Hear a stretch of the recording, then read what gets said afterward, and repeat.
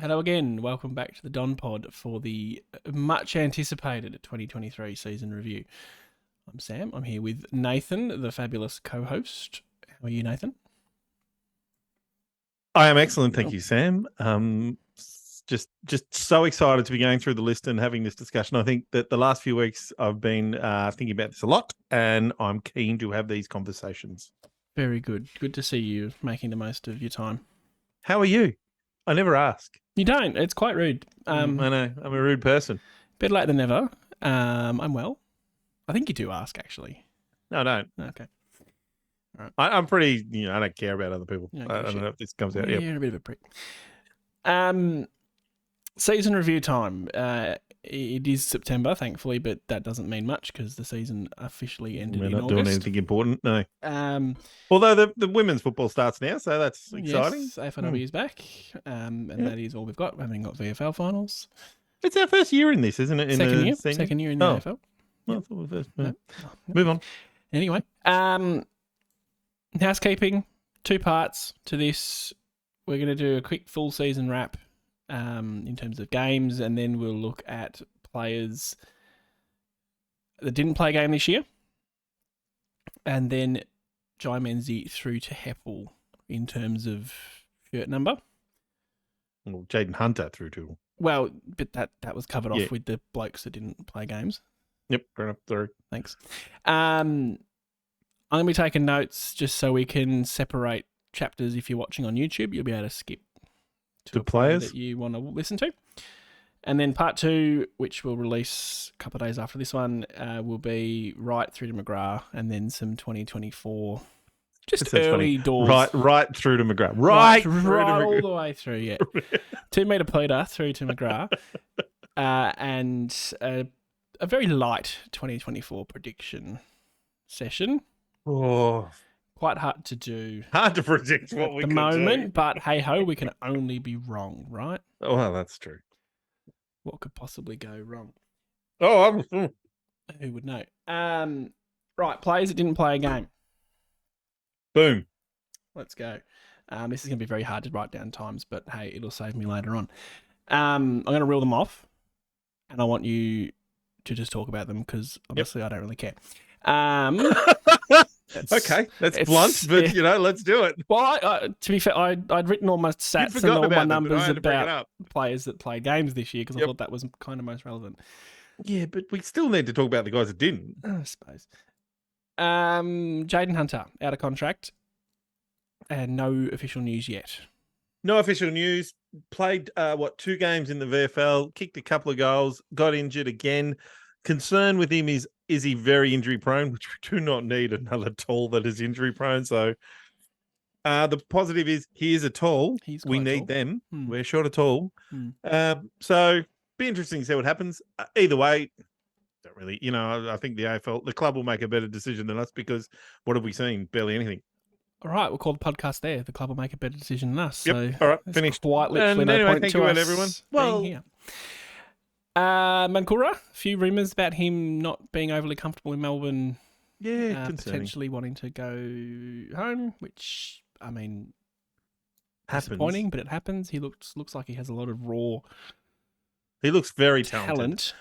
The bits we've seen on the VFL, he's just smooth and clean, and he's the sort of guy I'd love to just see make it to the AFL because I think he would light up the MCG on big games.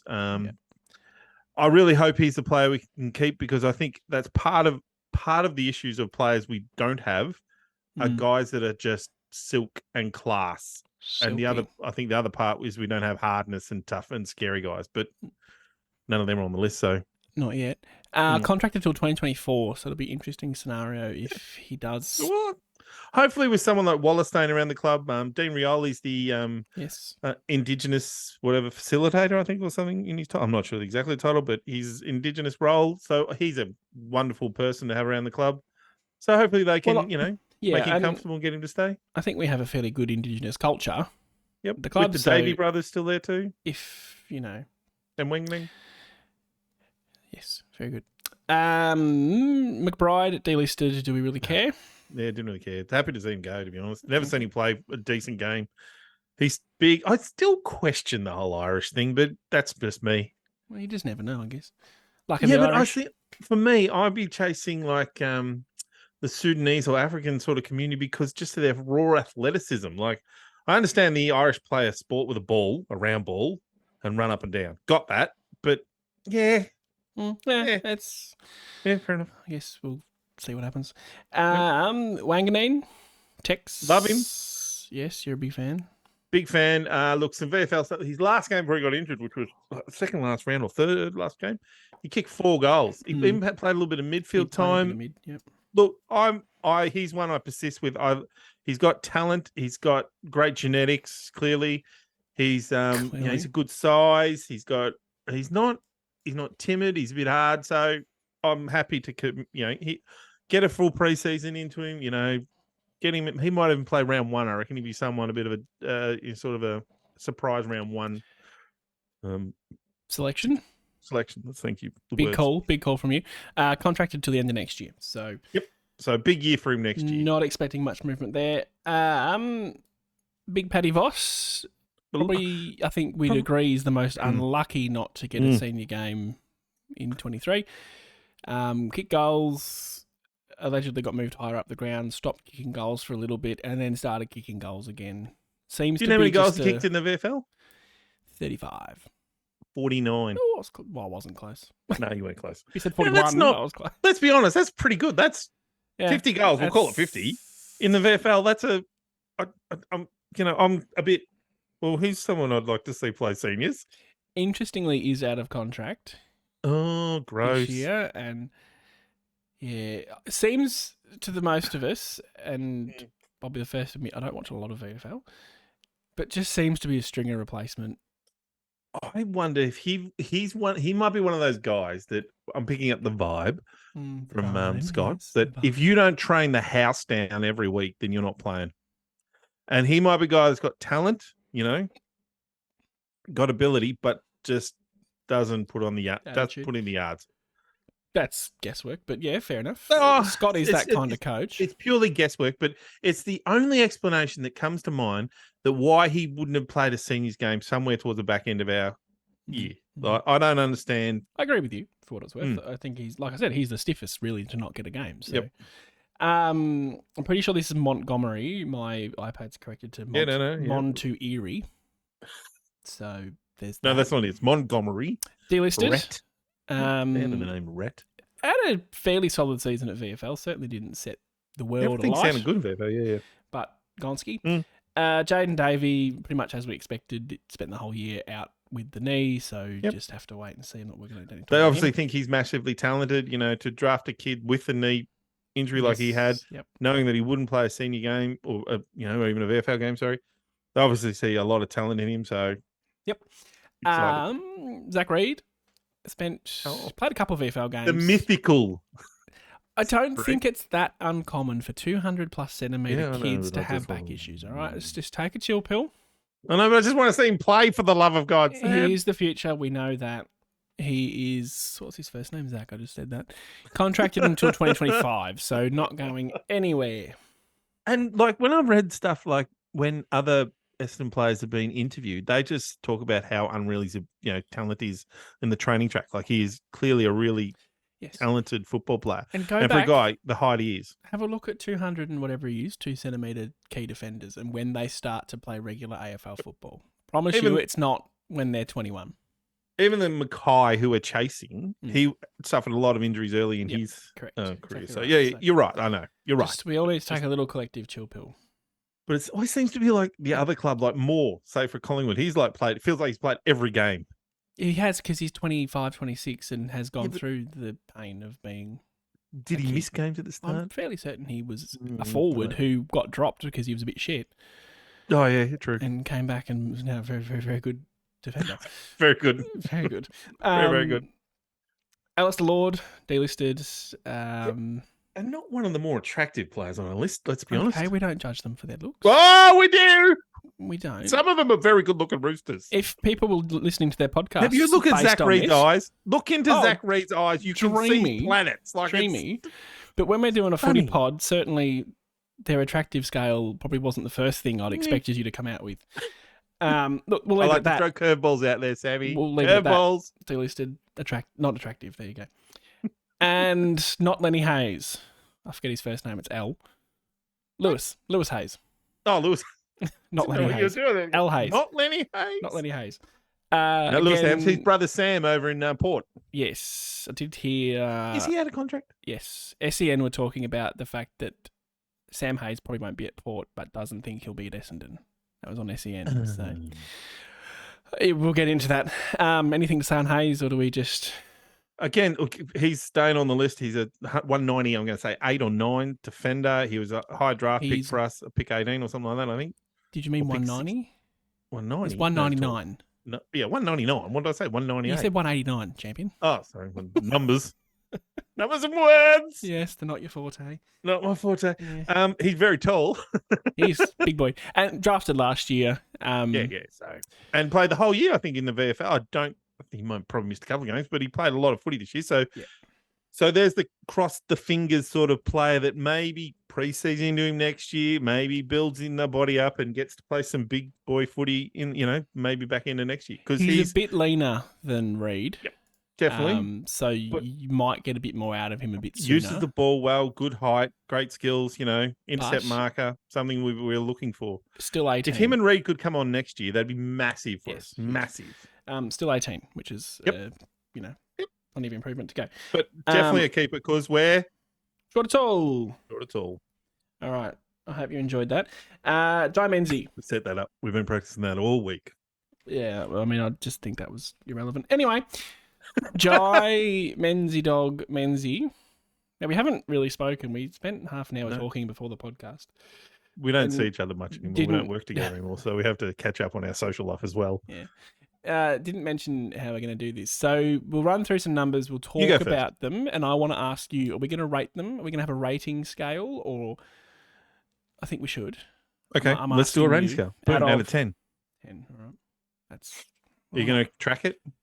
No, I got too much going on my screens already. Yeah, I can't. I could track it. You could. Yeah, you could. That's very novel. I could do something in this podcast, people. Very novel. I must admit, I do little.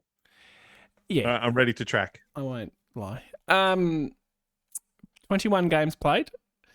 Second in the club's goal scoring with 23. I saw that on the Facebook comments last night and immediately had to fact check it in a rush as I couldn't quite believe it. That is true. Average is just under 9 disposals a game. Nothing extraordinary, but below average is in a lot of categories from comparing him to other small forwards in the AFL. Okay, such as? So below average in disposals, kicks, handballs, and marks, but average in tackles and goals. So that tells you he tackles 2.3 a game, average in that. That's a good thing. That's a great category for a small forward to be improving. His first real year. I could have a column for that too. Yeah, tackles. I should have said that. And so he's, I think some really good basics there. He's. I'd love to see an improvement again next year. Maybe move towards that 30 goals. Mm-hmm. And what I like, so he averages about one-on-one contest a game. So he gets himself into a one-on-one situation about one time per game, and he wins 1 in 4. Which isn't awful when you compare that. To some others. We'll talk a bit more about that with the taller forwards, but not everything's measured by numbers. No. And I will say with Menzie that I like the energy. I think we could do better probably in terms of the player. Yep. But I like the energy he brings. I think we're a better team at the moment with him in it.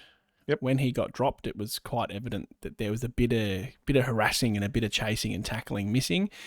He is a little bit of that prick element to him as well, which we apparently need if you listen to the media. I don't disagree. Every club should have. I'll give him, and this is probably a little harsh, but 6 out of 10. 7 for me. I agree with a lot of that. I think he's a good harasser. He gives the energy is a great word, and I know that's one of those. Feels like a cop out word. you know, like, or but it's he different tries, to effort. you know, It's different effort, to effort. Yeah, it feels a bit like that. But he does bring a lot of energy. And I was very confused during the year when he was dropped because I thought he had some quiet games, but it was his second year. Like, he was a mid-season pick. And there were no other small forwards. Like, he was clearly the best small forward we had for the year. 21 goals. Like, second, 23 goals. 23 goals. Like, second best in the club. Yeah, so that's helped that Big Pete didn't play, but still, you've still got to kick him. And yeah, that's exactly. There was times when he didn't convert, so it certainly could have been more with only a small improvement to his game. Well, for points wise, he kicked 11. So 23-11. Just remember that Anzac Day. That really is the one that sticks out in my mind. Yeah, true. Yeah, that one hurt us. But that's just, as I said, burned into my brain hole. And that's you know, he's again, that would have been his like 10th game of football. So there's so much experience. 100% gained in this year. Yep. Now we did forget to talk about the season as a whole before we went into this. Yeah, we'll do it at the end. So we can't backtrack now, can't we? Fair enough. All right. Number 43, McDonald, Tip, and Woody. You can start on Walla. I mean, it's a bit of a moot conversation because he has retired, but which is horribly sad. So 30-year-old, he played 7 games this year, below average in all real main stats. How many goals did he kick? Not 4. many. It's not 4. Jesus Christ. His best game was against Port Adelaide in round 8, where he had 13 disposals. I mean, it was a sad way for him to end in the end, because he'd been like 2 years ago before he retired the first time, he was such an important part of our team. Like, he was just like so electrifying. And then like he retired, he lost the enthusiasm footy, got back, and you thought, but he just hasn't really taken it anywhere this year. Like, even the games early on when he played, it wasn't the old Walla. No, and we were looking for the old Walla, but it never arrived. You talk about season highlights, and I put this on Facebook, and there was quite a few varying opinions. One highlight for me for the whole season was Walla being subbed on against Hawthorn round 1. Got a really great ovation from the crowd. There was a very, very audible Walla chant, even on the TV. It came through really well. And we got the fairy tale, kicked a goal, went back to the middle, and he took a bloody amazing contested mark 3 seconds later. So that was pretty special. Disappointing that he didn't really, or wasn't able to play out the season in that way. But we love him, don't we? Hopefully he stays at the club and he's involved heavily in our development of Indigenous players. That's probably the biggest positive that could come out of it now, is that his involvement in the club is really important. Yep, for sure. Rating? 2. I mean, seriously. Well, we don't have to really worry. I'll go the same. Massimo D'Ambrosio, 8 games, averaging just over a tackle a game, 11 disposals, going at 72%, quite effective. 2.5 intercept possessions, and he did manage to sneak a cheeky goal against the Roos mid-season to win the game of football. No less. Another interesting one, out of contract. As of this point in time, hasn't been any word of what's happening with him. And pretty strong rumours that he is on the wander. On the chopping block? Not necessarily the chopping block, is that he's getting offers. Yeah, okay. Useful player. Wouldn't say a great or a good or whatever. Just a very useful addition in terms of his disposal. It's funny, though. At the start of the year, you and I both said he was probably in front of Nick Hind, didn't we? Mm-hmm. And even though Hind played and was at times quite good, I still could argue either way, just in terms of how you use them. Yep. I still would argue that D'Ambrosio is the player we should have playing, because he's kicking. Now, there's nothing wrong with Nick Hind's kicking, but Nick Hind has brain farts that really hurt us. Mm-hmm. Whereas D'Ambrosio, he's a bit more. So he's got he's still got a little experience to learn, but his kicking is elite. I think that's clear. And he looks like a guy who's making good decisions out there. That's the big thing. We'll talk about Hind, obviously, when we get to him, but he's just prone to derpy moments. The Sean McKernan of small defenders. Yeah. If I may. Whereas Mass doesn't seem to have those moments, can use the ball well. Didn't get much of a go at AFL level. When he did, kicked a winning goal, as I said. So, I mean, could have been worse. Yeah. Probably quite harsh to give him a rating either, or as well. But we have to. I'll go 5, just middle of the road. Yeah, I'll probably go 4. Look, I was pretty disappointed in his year overall. I don't think he hit the highs. And the fact that he didn't probably play as much maybe says about where he was at. But I'm interested to see what happens with him. I'd love him to stay, but I'm kind of not it's the whole Hind thing.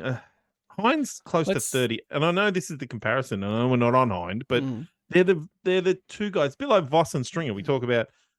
They're the sort of guys playing that role. And I would have thought D'Ambrosio is ahead of him, but I don't know. Okay. The first good one. Oh, no. Not just good. Phenomenal. Very, brilliant. Very good, yeah.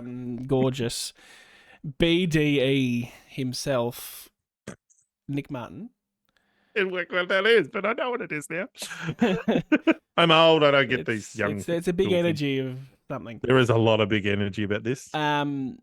Rusty didn't catch on, I'm disappointed to say, so we'll just call him Mardo. Numbers, Samuel, that's my job. Well, I'll throw some numbers out. Okay, okay. Your job? Sure. Just quickly, just for you. Elite in marks, so that talks about spread and involvement. Yep. Above average in his kicks, and that's just his numbers. Below average in tackles and below average in clearances, which is obvious because he doesn't do that. Wing half forward, yeah. Yeah, yep. 23 games played, the only player on our list other than Perkins to play every single game. And Langford. That was amazing after a 21 season last year too. So he's durable. The only one other than 2 others. Well, it's not 3 guys playing the full year is not great. No, anyway, 23 games, played every single game. We only use 33 players for the year like that. Yep. Averaging 2.2 tackles, which you did say was below. Averaging 22 touches, going at 73%. Intercepts the ball quite well, 3.5 average, and kicked 17 goals. Yep. You'd say probably at the 3/4 of the way through the season sort of point was a very, very real contention for the All-Australian wing position. Yep. As it was, didn't get in the 40, did fall away, to be fair. Then we decided to bring Jake Kelly up to the wing. To the wing, yes. We still don't know what's going on there. Great decision there from Brad. I don't know what to say about Rusty. I spent a bit of time watching. Went down to Melbourne on Wednesday. Went to a concert because I'm cool like that. Yep. Yeah. Cool. Yeah. And I was watching some highlights from earlier in the year because I had to remind myself. I had to just look back at some of our good football to go, okay, we did actually play some good footy. We lost a few players. Let's just try and step back a little bit and not go too hard on the negatives. And he's just his ability to kick goal. He kicked a goal against Melbourne where he just stepped through traffic and nailed it from 40. And he's got time. One day this will be replaced, this phrase. He's Pendlebury-esque. Yeah, I agree. And it might possibly be Martin-esque, but not that Martin, our Martin. Yeah. Oh, yeah, I love the man to death. The other thing too I like about him too, he's durable. So his first year he missed that one game from COVID and then played every game. And this year he's played every game. So that's, and we have issues with that. Yes, we do have some injury. But that's a really big thing too. I think that he's playing on a wing, he's durable, he's just such a great pickup. He's been a massive player for us. That very iconic between us, at least Essendon supporters, of him sitting on the bench, I believe against Carlton. Yep, after kicking a bit and doing a few leaning hands, back legs and the legs open and BD. The BDE, that's where that come from. Yep. It's just brilliant season again. So gets a 9 from me. A 9? Yes, a 9. Yeah, well, I will probably throw him at a 9 too. I think that except for... Actually, I'm going to go a 10. He didn't do anything wrong because it was Kelly's fault. Okay. It was the coach's fault. Fair enough. No, but blame Kelly. I'm so support that. Yeah. Whoever's told him to get off the wing, it's their fault because he was seriously in All-Australian contention at that stage. Yeah. Your favourite, your boy. Now, I know what you're doing there. Nick, not Nick. His name's definitely not Nick. Matt. Matthew Guelfi. Is he Matthew, you wonder? Probably not, actually. He's listed as a Matt. the Prince of Perth himself, not out of contract, just because I know that conversation might come up. He played 13 games, 2.8 tackles, 10.6 disposals at 68%, a bit lower by comparison to his teammates, and 14 goals from those 13 games are the key stats. Mr. Hot and Cold. He played in the sort of early to mid-season. He was quite useful. Well, when he came back in the side, I don't think he was in the side to start with. No. And then he got injured, I think, and then came back and was a bit shit. And we spoke about him in great lengths in the North Melbourne review late in the season. Yep. That to half-time, it was really like, holy shit, what are you doing, geezer? And then the second half, he all of a sudden realised, oh shit, I might get dropped here, and started diving for smothers, tackling, and doing all those things that just seemed to fall away. So... Bizarre one. I know you have some strong feelings, so away you go. Well, so he played round 2 and then round 11 and onwards. And his best game was against the Crows with 18 disposals in round 17. Mm-hmm. The thing is, so my slight issue, well, I have a lot of issues, but my issue with him is that he's below his average in tackles and he's below average in marks, so I can accept that from who we talked about earlier, Menzie, because he's playing his second year, and I think he's sort of guy can improve on that stuff. Whereas Guelfi's he's 26, he'll be 27 next year. He's into his 5th, 6th, 7th season, whatever it is. He's not. So if you're a small forward, you've got to do something. Like what do you think of when you think of Matt Guelfi? What he does to the team can't be just effort, because that's not acceptable. That's the baseline. The one thing that sticks out is the diving smothers. Yep. And that's a little bit beyond effort, because it's actually having an impact on the play. Yep, because you're getting the ball back. That's good. Where he's super valuable, which it's too inconsistent, is when he's able to hit the scoreboard as well, which he can do. 13 goals. He's played 6 seasons with us. He's kicked 13 goals in 14 games. I agree with you. And last year he kicked 17 goals in 20 games. Like, if we were to get the most out of him, he would be doing all that chasing and smothering and all that, but also kicking goals, and a little bit over a goal a game for a bloke who, a goal a game's not awful, but no, it's not. But it's just it's so not inconsistent. like there's anything else. But it's not like what his most goals this year. Let's have a quick. What was his biggest game? I don't get something you just said. 2. Yeah, no, there was most possession. So his most goals this year was 2. Yep. I mean, he needs to have a couple, like a game where he just has a 3 or a 4. Yep. Just one game a year where he pops up with 3. He doesn't take enough marks for me. And I'm not talking about marks in the forward 50. I'm talking marks up on the wing, like getting up the ground and helping the team run up and down. Like the half forwards these days have to bust their ass up and down the ground, getting up to the defensive area, helping defend, then busting your ass back down the other end. Yep. And taking marks on the way is one of those sort of things that helps your team out, like getting space, getting marks. Good midfielders, you'll notice, have a lot of marks because they've created space and they said, "Yep, give it to me, I got space." Yep. He's not doing that. He's a good player. I'm not saying that he's not a bad player, but he's not evolving. He's not getting better. And I think that somebody needs to pass him for us to be better. Okay. I'll ask you 2 questions. First one's a rating, please. Look, I'll be harsh and give him a 4 because I am probably more harsh. I've gone a 4 too, only on the basis that I gave Menzie a 6. Oh, that's good to have a baseline. And my second question, in 1 or 2 words: keep or trade bait? Well, there's no. I don't. He's contracted. I think he's contracted. I think you keep him because he's depth. But there's no team wants him. No team will be screaming, "Oh, we need a Matt Guelfi in our team." Well, he's the Prince of Perth, and I just West Coast would be pick one. Well, maybe just chucking in as a friendly, as like a pat on the back to fella. West Coast, yeah. I do hope that there are plans in the background at the Essendon Football Club to try and do something with Gold Coast and make our picks better. Yeah. Because Gold Coast are going to use that pick 6 or whatever it is they've got, because they've got all their NGAs. What are they called? The academy players. Yep. Yeah, the academy players. So they're not going to probably be using their picks. So they're just going to be using points. So we should be trying to somehow increase our hand. That. Yep. Agreed. Yeah. Right. That is Guelfi in the books. On to the retiring ruckman in Andrew Phillips. I am having a terrible day with first names, apparently. Anytime you need help, ended Andrew. up playing 20 games of football, which is quite incredible. Some decent numbers for the man, really. 2.4 tackles, pretty reasonable output for a ruckman, I would have thought, without looking at your averages that you've got there. What was which one? Tackles. It doesn't have. No, we don't have that for this one. Yeah, keep going. Where am I? There. 5 goals for the season. Obviously, a real highlight was the Draper Phillips show in Gather Round, where we thought, holy shit, move over Grundy and Gawn. And then it just never happened again, did it? The next week they were shite. I think it was against. No, it was Collingwood. It was Anzac Day. They were pretty poor, and then Geelong they were very poor. Yeah. Then Draper got injured, and it was all over. Probably don't need to spend a lot of time on him as he's retiring. No. Decent third ruck, decent clubman. I know he spent a lot of time helping, and I think with the women's side as well, training and teaching and coaching.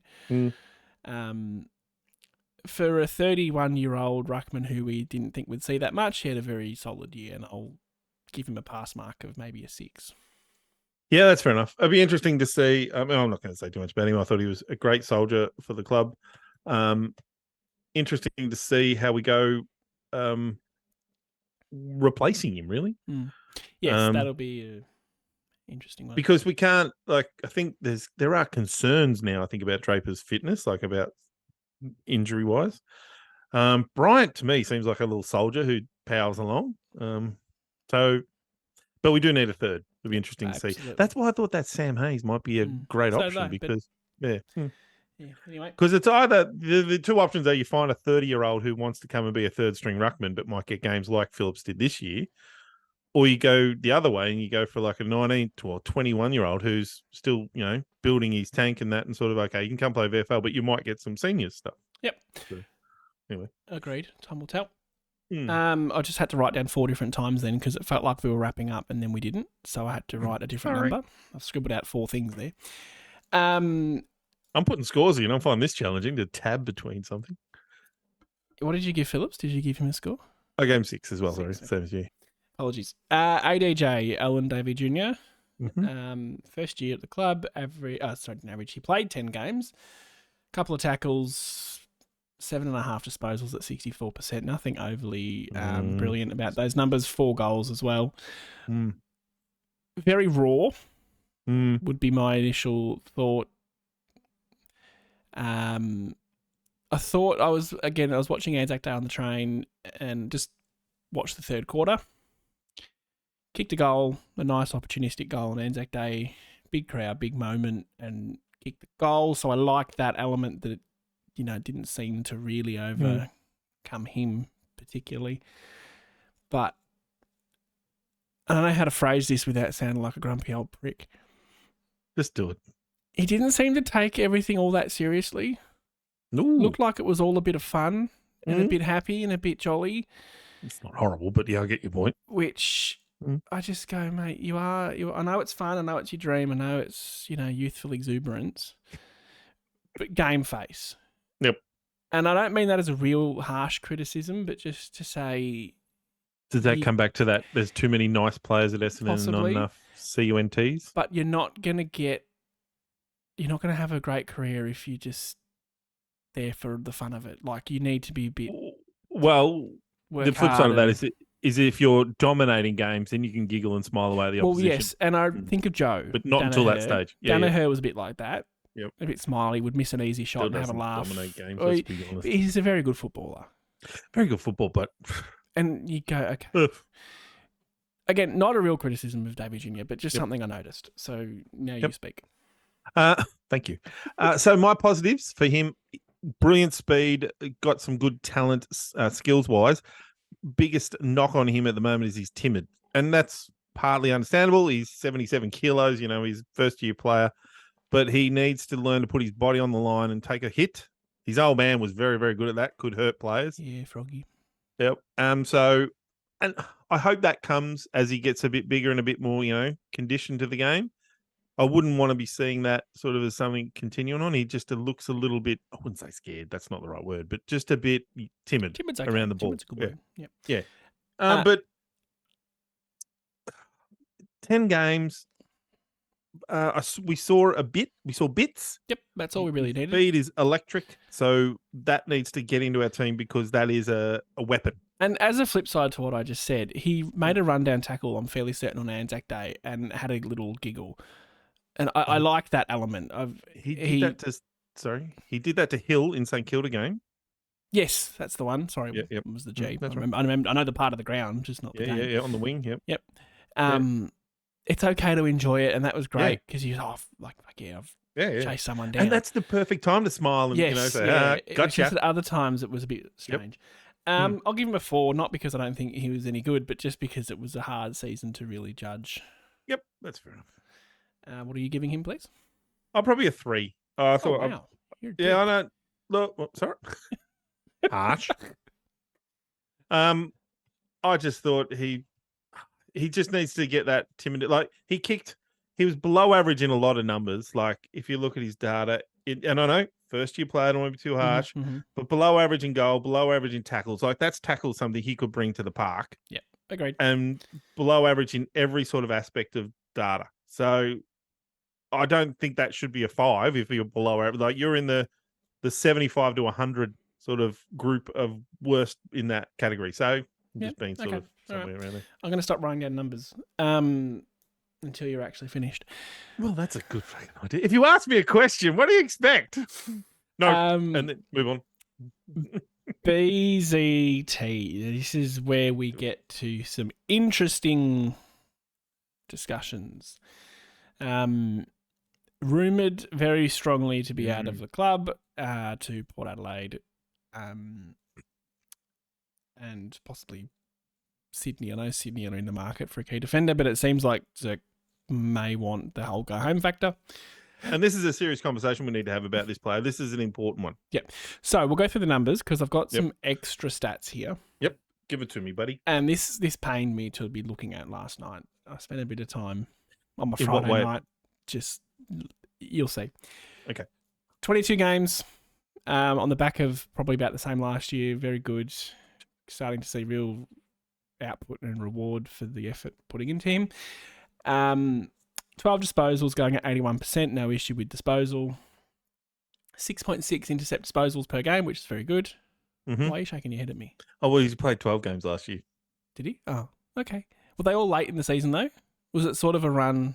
It was from 4 to 23. Well, there might have been. No, sorry, 4, 5, 6, 7, 8, and then 16, 17, 18, 19, 20. Yeah, okay. So you got the chunk really. Yeah, okay. I'll still take that. And his best football was at 16 to round 23 sort of stuff. He played really good footy there. We got redemption arc. Yep.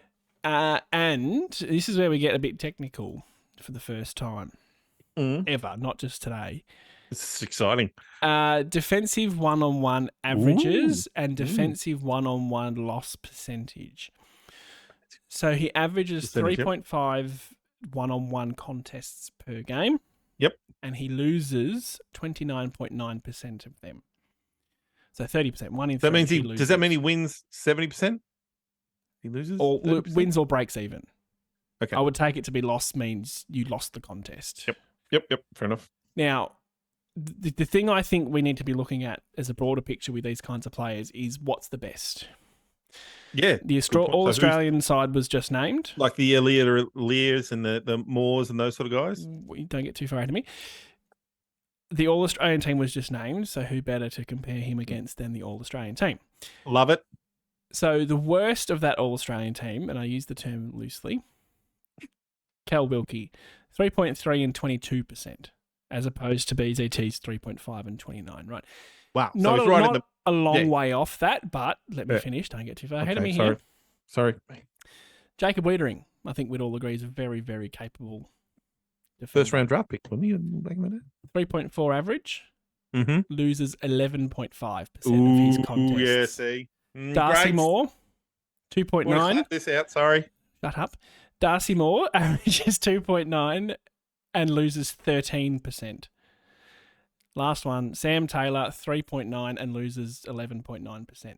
You've brought the data. I love it. I know you love your data. I read that and went, holy fuck, he's a long way off. Like, wow. And I don't know, I probably should have done maybe a bit more research to look at the medium performing defenders, but I guess you compare yourself to the best and you go from there. Jacob, 11% loss rate? That's it's a great just point, incredible. It's a brilliant point you brought up, because Essendon supporters are going to sit there and say, BZT is great. He's one of the best. Because we do this. This is what we do with our own players. Now, before you go too far with this, it is reflective of your team defence as well. Yeah. It's not solely on the player. And for some other data, some other numbers, because we're all about numbers. So he is above average in tackles and above average in spoils. They're two really important things defenders can do. Spoiling, massive. Oh, it's kind of important, yeah. Yeah. And tackling. He's only average in intercept marks. So that's also another, I know he's not the tallest player we have. He's nearly probably the tallest defender, actually. So that's something he doesn't do very well. So your point is that he's not great at one-on-ones. He's not taking a lot of intercept marks. He's okay at spoiling and, defending and tackling and stuff like that when the ground. So, well, the intercept marks is a bit hit and miss. So I was going to bring this up more with our intercepting defenders, Redman, Ridley, etc. So it's really only Ridley, I would say, that intercepts. BZT 6.6 average. Jack Sinclair, again, using the All-Australian side here. 5.3, Tom Stewart 8.5, Dan Houston 5.9, Darcy Moore 8.5, James Sicily 9.4. So those tall defenders are taking a lot more intercept marks. Yep, exactly. As opposed to those smaller medium defenders in that All-Australian team are a bit below. Yep. So, which is fascinating because Ridley is smaller than Zerk-Thatcher. Correct, but BZT is then smaller than Stewart, Moore, and Sicily. Yep. He's kind of in between. Did I just say BZT shorter than Zerk-Thatcher? No, you said Ridley. Okay, thank you. Because that's what I meant. You said the right name. Well, I think you did. That's how I... You heard what I was saying, and if I've said it wrong, sorry, people. Now, I don't want the man to leave. No. That's not what we're getting at. I would prefer him stay. I think he's victim of circumstance in that we've just got no other tall defenders, and he's left at 195 centimetres to dealing with a lot of work. Yep, the Taylor Walkers and the Tomahawks and the Dixons and these guys that are much bigger than him. Yes, which is a little bit harsh. That being said, if he does go, what would you anticipate a trade in terms of draft pick value? Because I think as supporters, we have a tendency to overvalue. Yep. He's certainly not a first round draft pick, so we can throw that out already. That's not happening. Okay. It depends on. So if we're dealing with Port Adelaide and Adelaide, which that's the reality. We can say we'd like a first round, an early second round, but realistically, if we're dealing with Port Adelaide and Adelaide, they're going to be Adelaide are going to be better placed. Yep. But if he, it depends on which club he wants to go to, and if we're trying to just make that happen and all those sort of things. The reality is, I think it'll be probably a late second round, if not a third round pick, because, and I know that seems horrible, but that's. If we were going the other way and we were after a guy, I'd be curious to know what we paid. Look, we didn't pay anything for Kelly because he was a free agent. But if you think of what we paid for Stringer, for example, was like 2 second rounds. So, but that was a different set of circumstances. Yep. What did we pay for Shield? He was two first. Shield was 2 first round picks. Yeah. Yep. So what about we might have been a late change with Shield too. Sard. Sard was second or third round. He wasn't a first round pick. The things that work against us somewhere in there. That's where I'm saying maybe 2 seconds. Yeah. Okay. Second and a third, something like that. What works against us with BZT is he's out of contract. Yeah. So he could force his hand a little bit. If he wants to go back to South Australia, totally fine with that. Your responsibility as a player for me in that scenario is to make sure your current club doesn't get screwed over. Yep, that's fair. That's all I really hope. It's an interesting market for key defenders when there are so many teams desperate for key defenders. Yep. Obscurely, I would have thought Adelaide would be... Adelaide, I would have thought were in that trickier position than Port Adelaide, but I don't know Port Adelaide's list as well, to be honest. Like, they've got Alira there, they've got the captain that can't get a game. Well, Jonas is retired. Oh, did he? Well, there you go. They've got that young kid, can't think of his name, but he's all right too. Yeah. Great content. I'm bringing all the stuff. Words and numbers. It'll be interesting what the trade is, because I think with the market and key position players, in my mind, are worth just that little bit more because they're key position players. Yep. And he's at a prime. He's 25, 26 we've next done all year. the development. He's at that perfect cherry ripe spot. I would be hoping for early second round, late first round, but that might be slightly on the can't see first round. I and can't see first round. that honestly suits Port because they have a late first round pick. And the reality of those numbers you just shown is that I reckon if I was a drafting person in this world of AFL, I'd be like, well, here's where we value him because here's where his numbers put him. And that'd be not all Australian, obviously, but that'd probably put him in that, I'm going to throw in, like 15 to 30% bracket somewhere in there of defenders. We need to move on, but I want to ask, have you seen the rumours around Radaglia? Yes. And the contracts being put in front of him? 5 year. Massive. Ridiculous. He's not even a good player. No, and that's my point. So if we're talking about that with him, then where does... anyway, rhetorical. I think that the other thing we haven't discussed, and I know you want to move on, but I think this is an important one. I think this is a pillar player. Go on. That if he stays, there's a chance that he could stay. Mm-hmm. I would love a backline. If he stayed, I would be more open to Ben Mackay than I am right now. So you see him, Mackay, and Ridley. There's your three tools. Yeah. Mackay drops Laverde or replaces Laverde. Yep. Yeah, I'm more open to that. I think if we end up with Mackay as a sole tall defender and no one else other than Ridley and Laverde, we're probably not in that much of a better position. That gives Reed and those sort of guys another year. Yep, correct.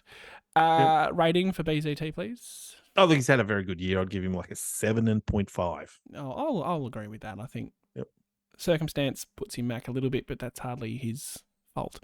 As we've talked about, I felt like he's had to play on players that are just massive. Above well, I mean, he got bathed by the guy from Geelong. Jesus. What's his name? Tom Hawkins, thank you.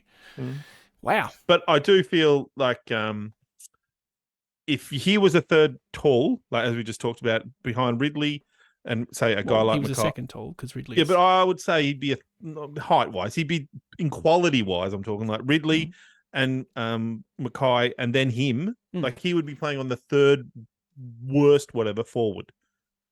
Yep. Then I'd be in a happier world. You get your versatility of Ridley in that too, which is great. Yeah. Anyway, all right, move on. Yeah, I wrote 47 because we're at the early 47s. I'm not going to write the number if we're late on in the minute because that's where I'm falling down. Oh, God. Do we have to do this one? Oh, shit, yeah. The next one is Jake Kelly.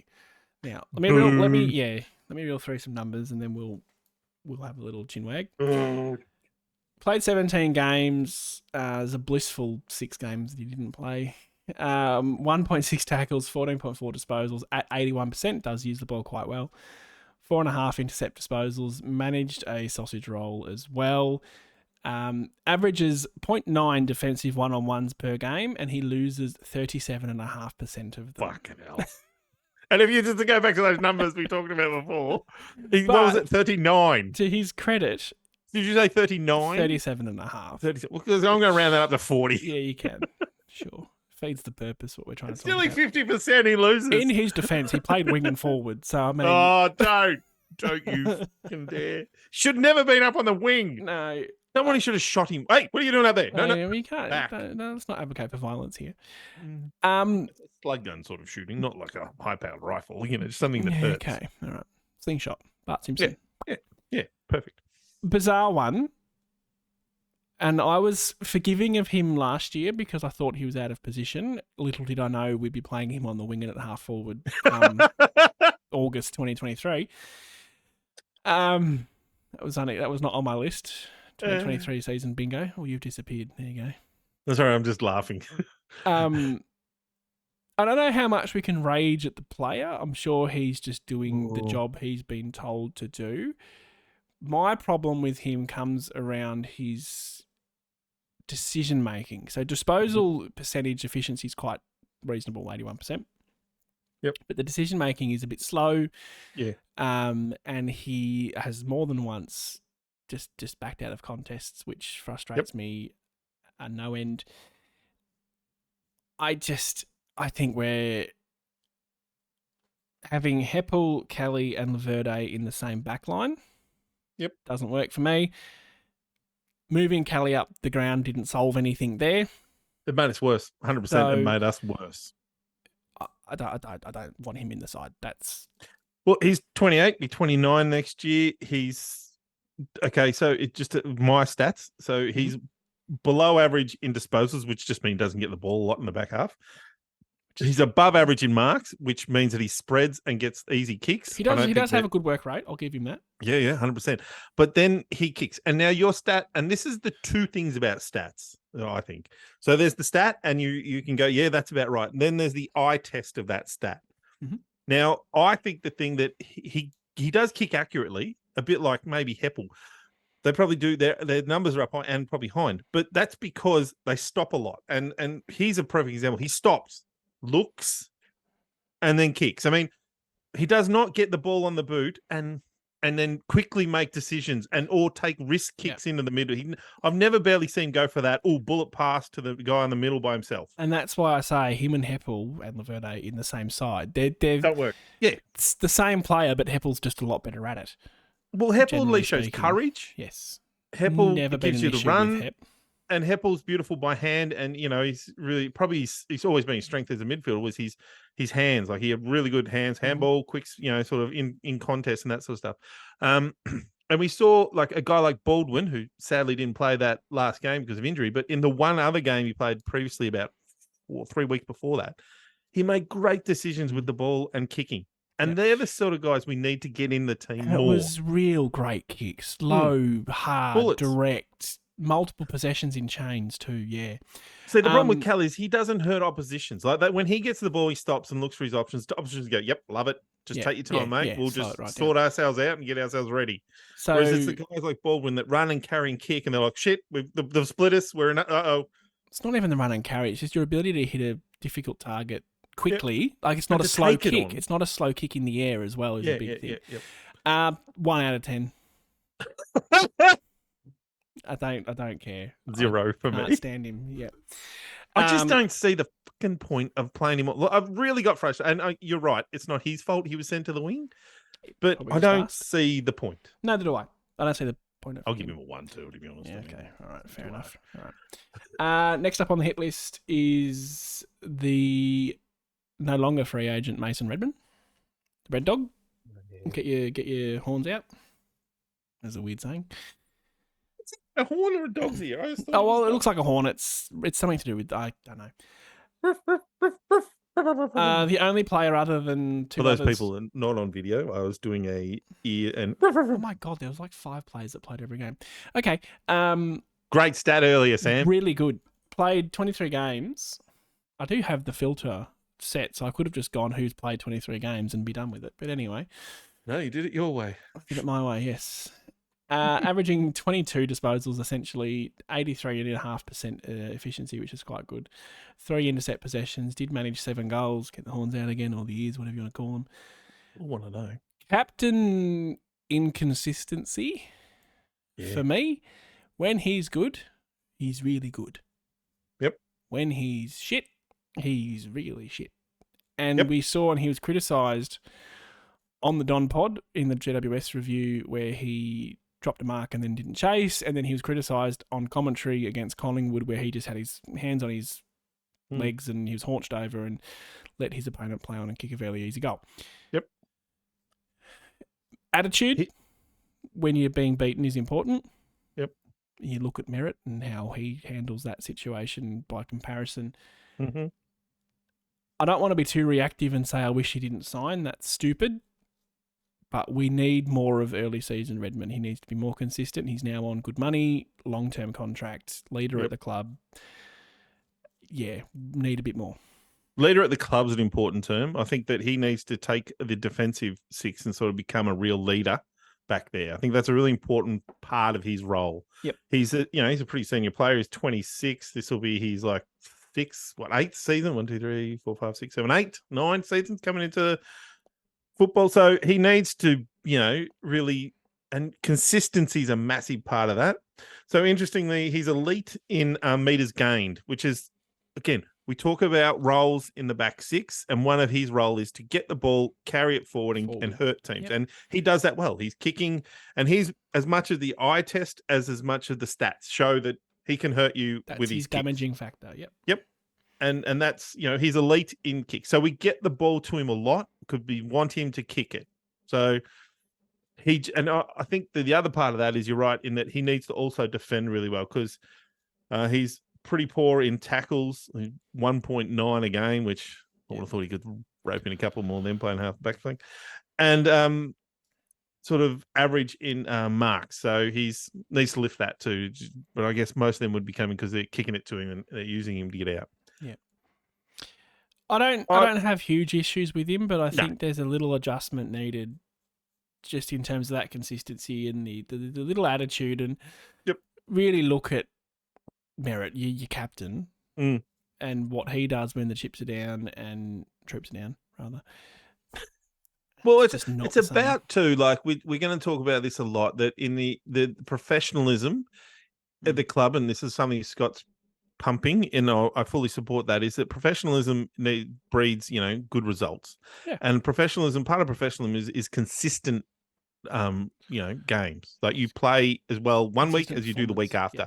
You can't just have a crappy one and then have a good one and a crappy one, and And when you get into that 26 sort of age bracket, that's your peak. That's your time. So so good player. Just I want to see now he's big contract as you mentioned, or good contract as you mentioned. I want to see some really consistent football. We gave BZT 7.5, didn't we? Yep. I'll have to give Red Dog an 8. We shot ourselves in the foot, do you reckon? I'll have to give Red Dog an 8 based on that. Well, I won't. I'll give him 7. Okay, that's fair enough.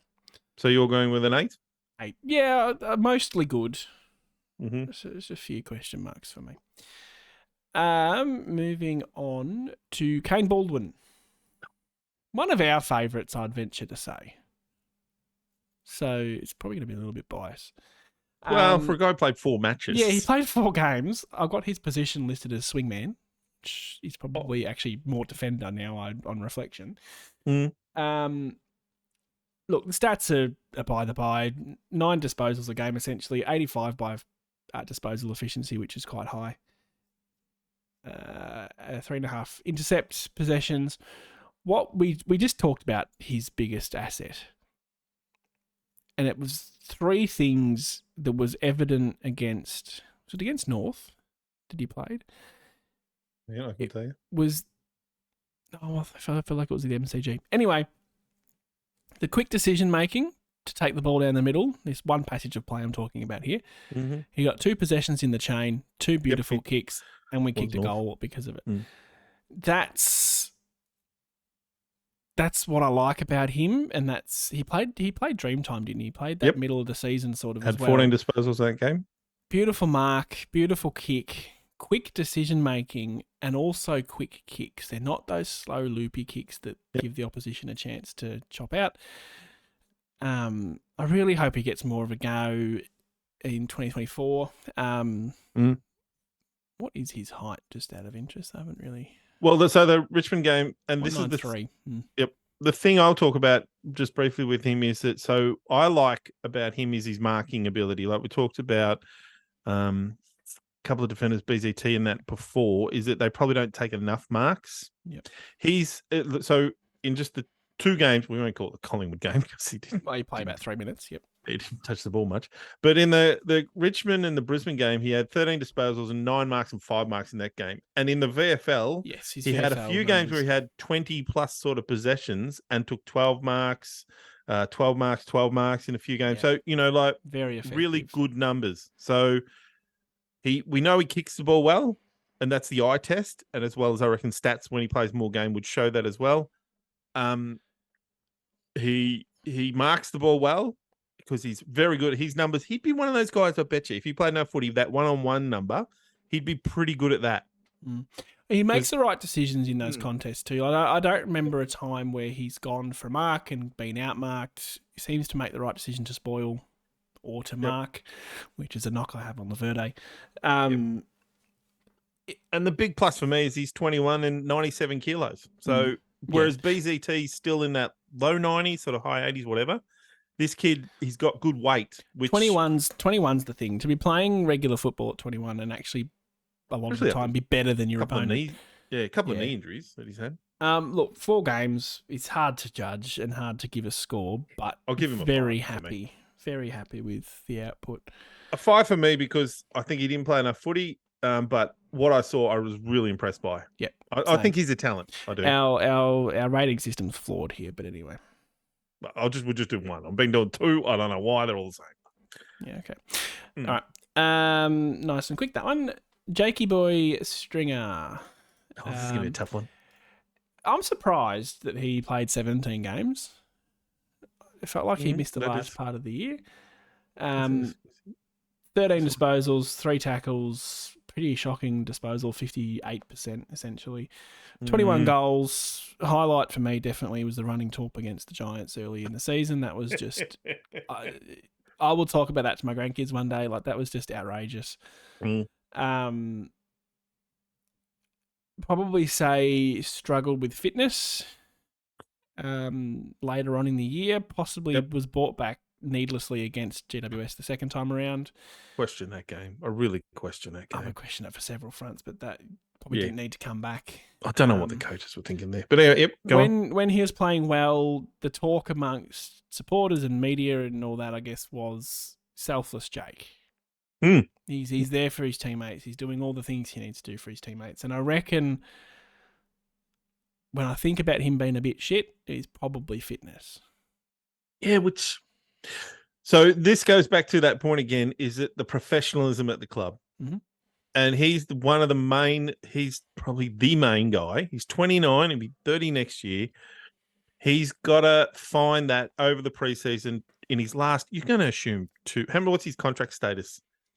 Just out of curiosity, but he's got 2 years left of football. Like, his body's he's not going to be playing at 35. He's not going to be that guy. No, he's 30 Anzac Day next year, and he's out of contract at the end of next year. Yeah, so next year could be his last year of footy. Yeah, his fitness is going to be an issue. He's been talked about as an option, as trade potential, but you see, the thing I have is you can't just you have to find a way to make Jake Stringer say, I need to get fit and play 23 games of good footy. Which I feel like is what we'll get from Brad Scott. Yeah, and because there's no point pushing a guy like that out the door because you go, well, we've just lost a massive talent. For him, now, I know, talent only gets you so far, but unless we're actually going to play Voss, then there's not a lot of guys that are, 192 centimetres, 92 kilos, play midfield, go forward and influence games. They play at Collingwood if they do. Or Richmond. He's a really important player. He's one of my all-time favourites, Jake. And a lot of us would feel that way. I don't see him as a Bulldogs man. He won a flag at the Bulldogs, but he's very much an Essendon I agree. Man, I just feel as though you've got to find a way to get him going because when he's unstoppable. There was not last year, the year before, in the last 10 or 12 games of the year, he was the best player in the competition. I reckon that was 2020 because that was COVID ball, or 21 maybe. That was 21, I reckon. He was the best player in the competition. Yep. Very damaging. Yep. And we need to, that's the guy we need. If he ever played finals with that sort of style of football, he would be a big game player, I'm sure of it. Well, kicked a very opportunistic critical goal in a grand final in 2016. Yeah, true. I probably have to give him a 4. Yeah, hard to score. It's pretty average. Probably a 5 for me, yeah. Harsh, but yeah. Well, it's just his fitness. I understand he runs funny because of the broken leg. Like he had to change his gait. Is that the right word? Because of that broken leg he got at 18, he had to change the whole way he runs. So I understand he runs funny. That's not the issue. Is the fact that he just, and I don't know, but he doesn't seem fit enough a lot of the times. Yep. And I still don't understand that GWS game, why him and Draper came back into that game when they were, and then they were out injured the next. And I'm like, well, why did you play? Why didn't you play Voss? Like, this is what really frustrates me. Why not play the kid? We know what we get with Stringer. We've got that. Anyway, I won't go into that. No, that was about 50 seconds over where I started writing the time down. That was good. We really got to wait until I finish, Sam. I thought we had. All right. Jeez. Right, your boy. Here's my boy. Your boy. Nick. It is Nick, isn't it? Yeah, Nick Bryan. Yes, it's Nick. Not Nick O'Brien. It's just Nick Bryan. again, difficult one to judge. Really played 8 games, and it's a 10 for me. What was his hit outs?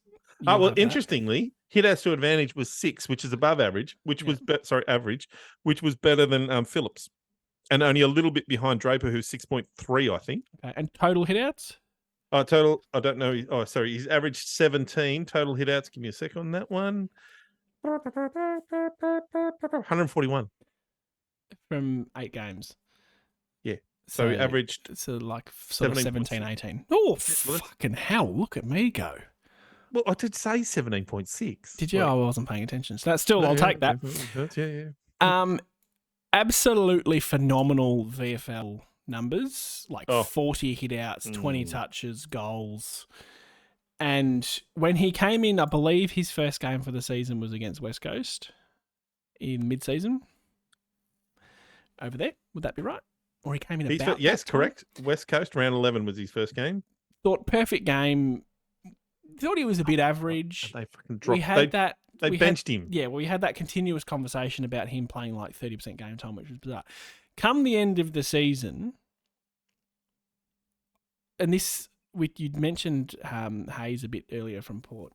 Nah, get the old man ruckman because Draper and Bryan are it from round 1 next year. I actually think Bryan could be a forward too. Well, Draper's also got the ability to kick goals, so it's quite... Well, Draper's strength is his marking and his sort of ground ball. His set shot kicking is... Well, his kicking in general is quite weird. But it's not pretty. Yeah. Whereas Bryan's got good skills on all those sort of aspects, I think. And you talk about eye test, which I really like that phrase. I'm going to click on to that one. 69.4% disposal efficiency. But that's a bit weird. I thought he uses the ball quite well. Midfielders sometimes can be a bit lower because of their... Yeah, where they're getting the ball and pressure that they're on. Yeah. I love Bryan. I think I thought he was maybe a bit premature this year, but as the season went on, he filled me with some hope that he will be it. He'll be that guy. 21, 203 centimeters, 100 kilos. Got skills below his knees, can mark. His hit outs to advantage, as I've already said, are good for a kid that's played 6 matches or whatever it was, 8 matches this year, sorry. Can I... him and Draper could be a real potent, and I think that he and or Draper can really be dangerous forward. That's the key. So if we talk about Wiedemann and guys, so to go with Peter Wright as next talls, and we seem to like to play the 2 ruckmen, so that seems to be a thing. So on that theory, let's assume that next year we will play 2 ruckmen again. Then I'm super, super pumped with him. I reckon I hope he stays, and I hope he... Well, that's what I was going to bring up. So based on his season, I'm happy to give him an 8 from what I saw, from what he played. Very comfortable. He had a very good year for what was available to him. Is out of contract, hasn't been re-signed. Has been absolutely no discussion that I've seen about him leaving the club. I'm hoping it's just a matter of, particulars, whatever. But is one of those ones that are out of contract. So one to keep an eye on. I hope we can sort it all out. Oh, I'm sure. I don't think we can afford to lose him. I think. No, God, no. We can't have 2 ruckmen short. Unless unless there's something going on in the background with Grundy.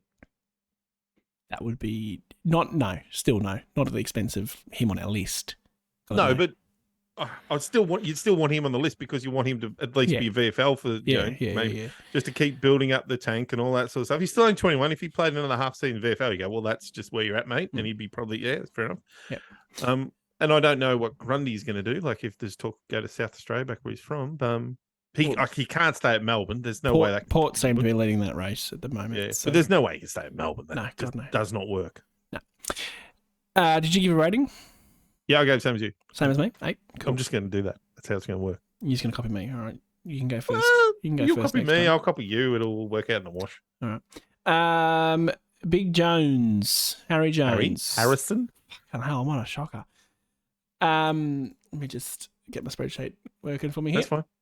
Played 5 games. I'd venture to say that was the first 5 games of the season. I'll give you that. Look, you're not going to get a lot out of numbers. 1 to 5. Yeah, you're right.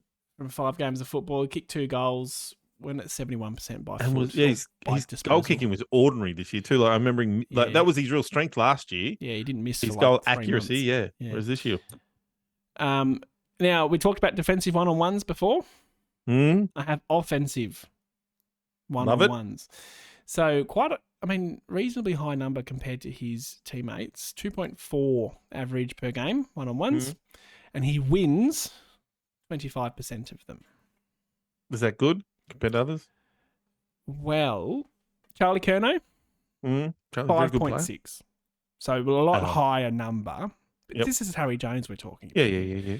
And he wins 31% of them. So not too far behind. That's all right. I would love to know if winning a one-on-one is a free kick, because Charlie Curnow gets a lot of... Not to disrespect the man. He's a great player, but he gets a lot of free kicks that other forwards don't get. Tex Walker averages 4.1 contests and wins 31% of them. Nick Larkey, who also made the All-Australian team, averages 4 and wins only 20.9% of them. There you go. It's better than So, yeah, they're good numbers. Quite decent numbers. Very small sample size. Yep. And one-on-ones aren't everything. I think what that does, it makes a comparison. You get to see what the good players are doing. One-on-ones aren't everything. That's the other key, because they're quite low numbers. For tall forwards, they are important, and tall defenders, but they're not going to be the be-all and end-all. So grain of salt, but good comparisons. Look, I don't think we need to spend a lot of time on him. I hope he stays. I believe he is also out of contract. Let me just check. Yes, he is. My comment here would be, again, on the eye test, is that his importance, and I think this is the other importance about Wiedemann too, is that they mark the ball up on the wing. Yep. And one of the big issues we had this year, and we've had forever fucking really, is that the way we move the ball, sometimes we need tall forwards to mark the ball on the wing to get us out of trouble. Because when the run and carry from behind is not happening, and you need to just send it up to the, kick it up to the contest, that's often where we lose the ball, because the ball hits the ground, our stoppage clearances are a bit shit, and the ball comes back pretty quickly. If we can take a mark there, turn around and kick another 50 or 40 meters, forward and get to, about 60 out, all of a sudden you're in your offensive side and the pressure turns. Yeah. It's just like, it's just geography. If you're closer to your goal, the opposition can't score. Like, it's fairly straightforward. Don't make it sound simple. If you kick more goals, if we kick a higher score than the opposition, we will win. We fucking win. Look, I don't want to give him a rating out of 10. Can we skip? Because 5 games, No. Okay. No, skip. What are you going to give him then? Go on. I'll give him a 4. Same. Yeah. That wasn't fucking bad, was it? He wasn't great in the games he played. I'll be honest, but the 4 doesn't mean I think he's a bad player. I think he had a pretty ordinary year. Yep, fair enough. All right, I'll allow it. Yep. Moving on then to Sammy Durham. Yeah. Does. One of my favourites. I've got a real soft spot for Sammy. Could just be the name. Could be the mullet. Not quite sure. Could be his overhead marking ability. Oh, his overhead and above average in marks. Yes. Just to, wonderful player. A great player that we didn't expect to have come on like that. Stop right there. I just want to stop you there. He's good player. Let's not get too ahead of ourselves. Expectation versus what happened, I would say we have overachieved there. So that's fine. Yep. Yeah, 100%. 22 games for the year. Only missed the 1 game of football. I'm pretty sure that was suspension. I'll take your word for it. I can't win the Brownlow. It's disappointing. A couple of tackles a game, 16.5 disposals, 75% disposal efficiency. Intercepts the ball 2.5 times a game, which is actually reasonably high by comparison to other mids. Some mids.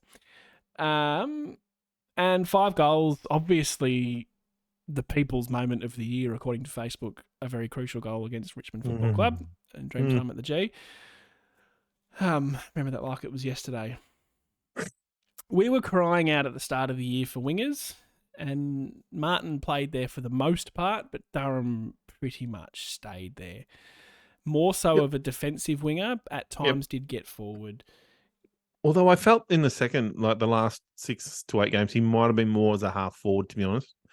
But again, strange things were going on with this Kelly thing, and Heppell had pushed up the ground. Strange things were going on towards the end of the year, and maybe we'll talk about that after we get past Heppell, about our reasoning with what happened through the year. Yeah. Anything to add on his game that you liked, don't like? Great little player. strengths, Great. overhead Sorry, marking. Did you say great? No, good little player. Good point. See, I think I don't want to over, Yeah, I know. I get caught up when we've it's got to put it into perspective. As he's a good Essendon player. Yeah. He's And we just got an average AFL player, to be honest. more If we than what want to we be like that, yeah. That's my. Oh, he's from a mid-season draft. He's been excellent. He's been Moneyball. unreal from a mid-season There you draft. go. That's all I was trying to get across. Yeah. Go on. Apologies, I cut you off. No, that's right. So very good overhead mark. Great little hard in, sort of crack in sort of guy. Love that about him. Like, will get in, put his head over, not afraid to take hits, will hurt people when he tackles and bumps. Love that about him. Probably needs a bit of polish, but he's improving that. Like, he's can be prone to fucking, what the hell was that? moments. But look, important player, 22-year-old winger. I agree with you that him and Martin and possibly Sardis or someone like that could be really important for us as the three sort of wingers moving forward. So, yeah, decent player. 7? I'm going to go a bit higher than that. I'll go 8.5. Oh, Jesus. That's fucked everything up, isn't it? I think he had a really excellent year. Again, expectation versus what we got. I'm happy to go a little bit higher. Mm-hmm. All right, very good. I'm sorry, I was doing something else then. Trying to get do other things. Average goals per game. We're on to the pass skipper. Is our last one for this? No, it's not. It's actually Peter Wright because I can't do maths. Well, sorry, but no, we're doing Peter Wright's the last one. We're going to do Heppell now, but Peter Wright will be the last one, right? Gotcha. Yep, I know what's going on. Who's the host here? Mm-hmm. Big Dog Dice. Big Dog Dice. Did you cut the dreads off this year? Or was it last year?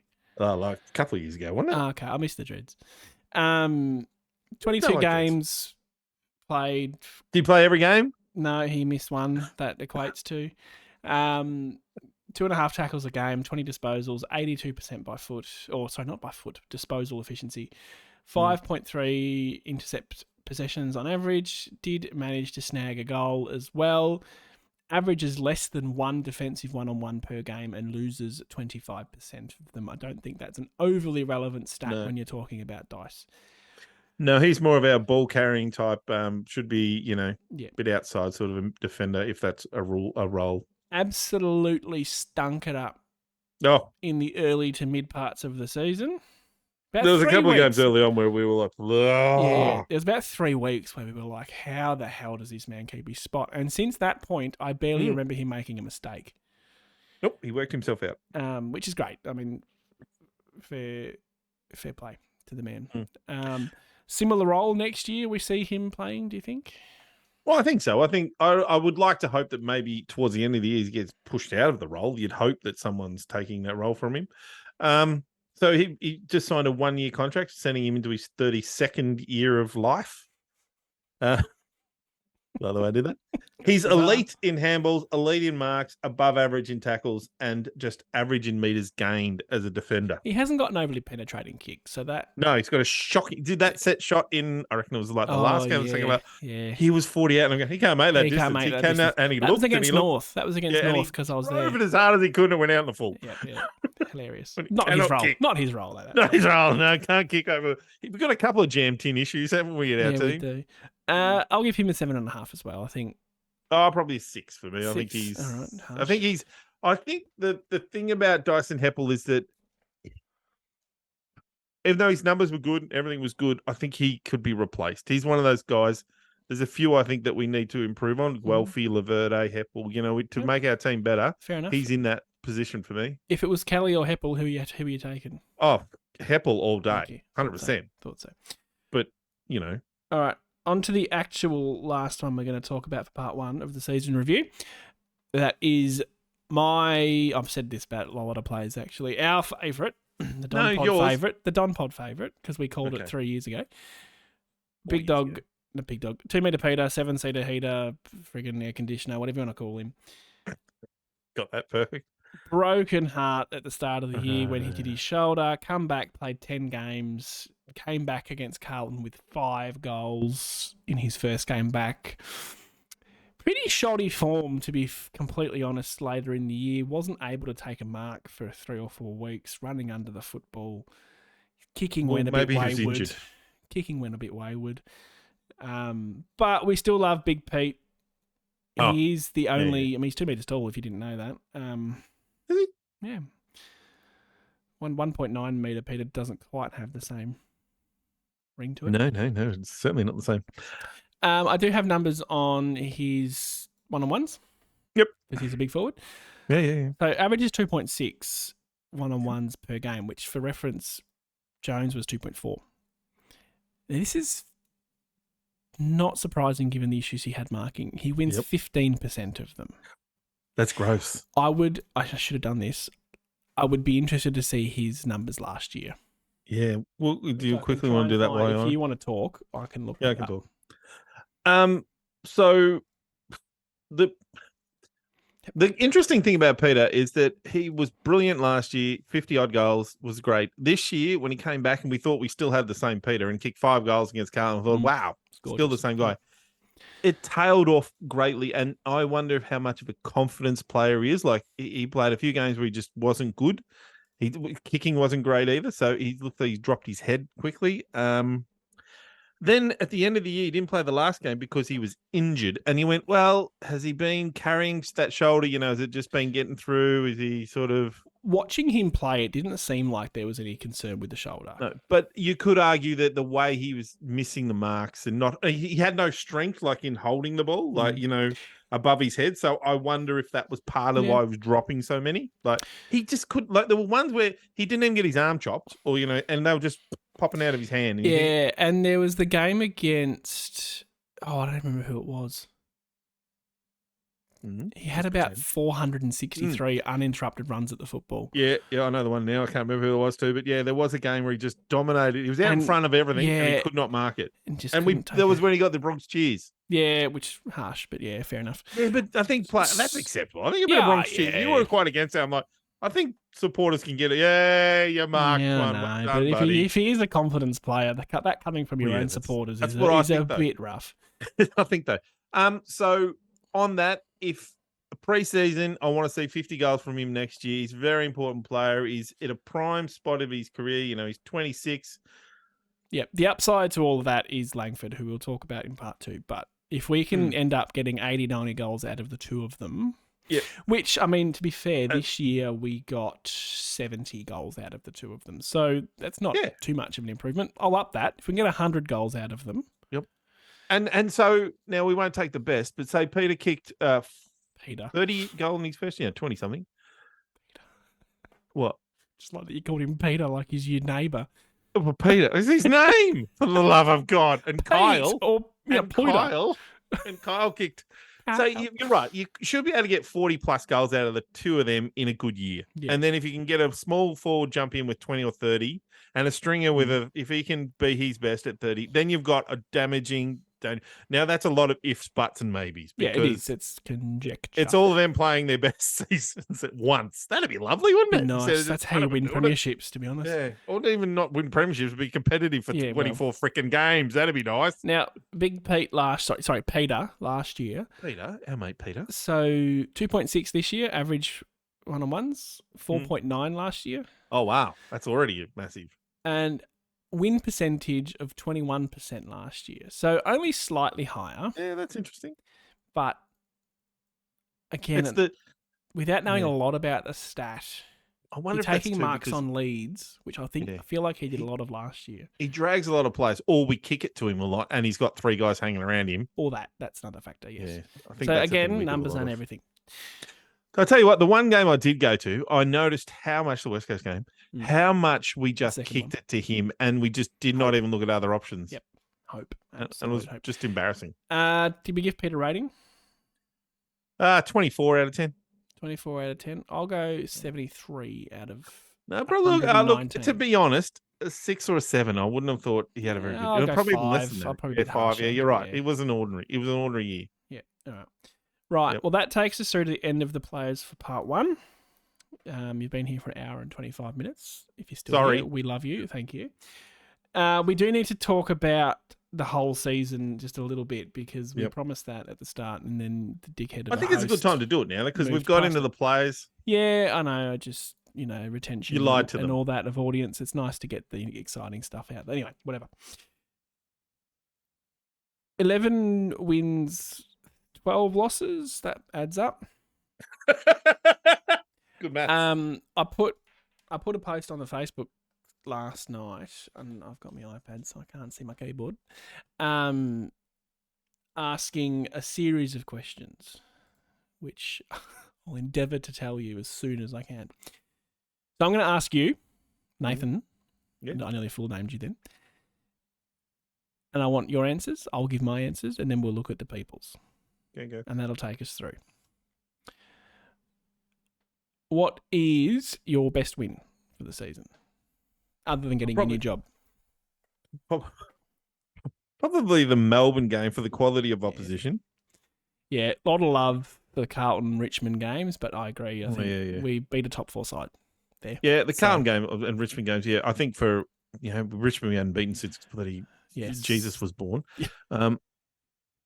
Carlton's an interesting one because they finished 5th, but at the time... They're 11th, and we swapped. Yeah. So we were 5th and they were 11th at that game, and then we finished 11th, they finished 5th. I think that's hilarious. The change of fortunes for 2 football clubs from one game of football, I don't know if you could find a greater. And we walked around our workplace at the time. We were strutting, weren't we? Few Carlton supporters there were like, "Oh, you boys are in trouble, losing to us." How good. Best individual moment? Sammy Durham's goal. Yeah, it's got to be, doesn't it? Yeah. I bit of love for Langford's goal against Melbourne, where he beat May and then dribbled it from 50. That was a sublime that was a brilliant goal. But I was at that Dreamtime game, and I love it. Just limbs everywhere. It's fantastic. The other one would be Merritt. There was a game where he had like 40 touches. His first quarter against North Melbourne was phenomenal. He had like 18 in that first quarter. I didn't watch that one, actually. Yeah, that was phenomenal. He just was everywhere. I will say... Like every time the ball went up, there's Merritt. To go away from goals, because that's what you think is good moments. Zach Merritt tackling Aliir in that game against Port at the G was phenomenal. A good one. Worst loss or moment. I mean, this is going to be a GWS simulator. But... the GWS is hard to think of. Just the worst game. Like, there was just fucking disgusting, the effort. But the Collingwood one also hurt. The Anzac Day or the one later? Yeah, the Anzac. No, the Anzac. The one that round 24 was coming. We saw that coming. The Anzac Day was just, we were there and then we weren't. Although the Port Adelaide one, actually, you could probably put that there with it as well, because that kick after the siren. Yeah, see, that doesn't fill me with any sort of negativity. I think that was we played really good football, and it did. But we played really good footy for that game, and we lost to a brilliant kick after the siren. I was happy to leave it at that. It didn't faze me. We have to lose the kicks after the siren. I've been to 2 games in the last 2 years where we lost after the feckin' siren. For God, let's stop going. Most improved player. Good question. Langford. Sorry. Obviously, but is that though? No, it's not. I was going to put an asterisk on that one because I think most improved player because of his position. They finally seem to find a position for him. If I was to say most improved player just from playing in their role, I would probably say Draper up until halfway through the year. Okay, he was one of the better ruckmans, I thought, in the competition until about when he got injured. Until that point, fair. And then I might just, as a risky one, I'll throw in Menzie because of his 23 goals. Okay. Do you want to just list off the whole playing list, or I'll just give you most improved player? Oh, it's singular, not singular, just one. Yep, gotcha. I'm going to give it to Durham. Yeah, fair enough. You can do 2 or 3 others. No, one's enough. Don't need to do any more. The player that most surprised you. And for me, that's Langford. I wouldn't have had him as a 50-goal forward. Yeah, I can agree with that. But I will go with Baldwin. Yep. Because I wouldn't have had him as a really talented defender. Yep, fair enough. He played 4 games and one was injured. I asked the people who they think will win the Don Pod Best and Fairest, but we're going to talk about that at the start of part 2, so don't answer that question, please. Yep. I know I haven't looked at the sheet. You haven't looked at the sheet. Who do you think wins it then? If you haven't looked. Probably Merritt would be my guess. Because I know. Mm. I did the maths. And the last part of that question is what do you expect in 2024, which we're also going to talk about in part 2. Let's see if I can know, seriously. So, on that Professionalism. That end, we might end part 1 here. Yep. And part 2, we'll look at the socials because there's some questions we're going to talk about in the next one. So I think it's a bit more relevant there. I love it. Thank you for tuning in. This will probably go out Saturday night. Part 2 we'll put out on Wednesday. Sorry it's gone so long. Stay tuned. No, people love it. See how we had to split into 2. History tells us people love the season reviews. As I say, thank you for listening. Appreciate you and go Dons still. Go Bombers.